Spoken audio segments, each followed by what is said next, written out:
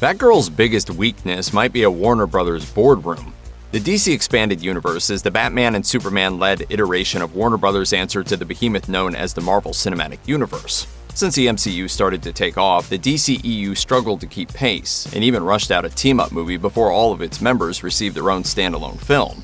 Even in terms of financial gains, the DCEU lags behind the MCU, as the MCU has a current haul of over $27 billion, while the DCEU hovers at around $5.8 billion. Batgirl was a long gestating project for the DCEU and was set to star Leslie Grace as the titular character. J.K. Simmons would reprise his role as James Gordon, Brendan Fraser joined as the fire-starting villain known as Firefly, and of course Michael Keaton would return as Batman. As reported by Comic Book Resources, Fraser described his character as a veteran who lost his benefits, so he wants to burn Gotham down, and only Batgirl and Batman can stop him, or can they?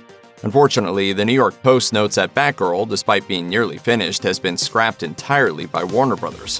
The studio will not release the movie in theaters or on their streaming service HBO Max. Why would a company do that to a finished movie, and how does that make any sense? Does that make sense?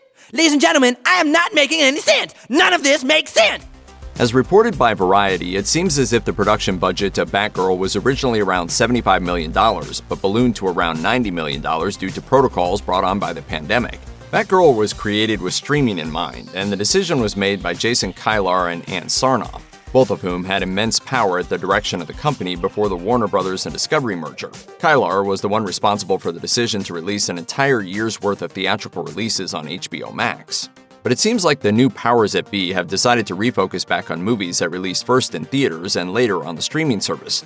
Batgirl is one of those casualties. Current CEO of Warner Bros. Discovery, David Zaslav, has previously made overtures of this change in direction.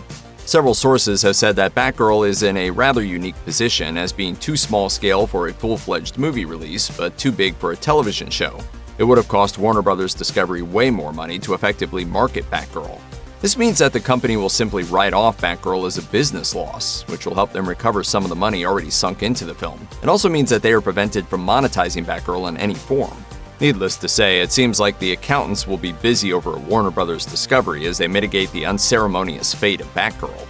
In an official statement given to The Hollywood Reporter, a spokesperson for Warner Bros. Said, "The decision to not release Batgirl reflects our leadership's strategic shift as it relates to the DC Universe and HBO Max. Leslie Grace is an incredibly talented actor, and this decision is not a reflection of her performance.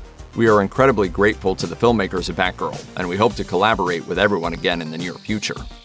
Whether or not we will see Grace return to the role of Batgirl in the future is anybody's guess, but we do know one thing: this particular Batgirl film will never see the light of day.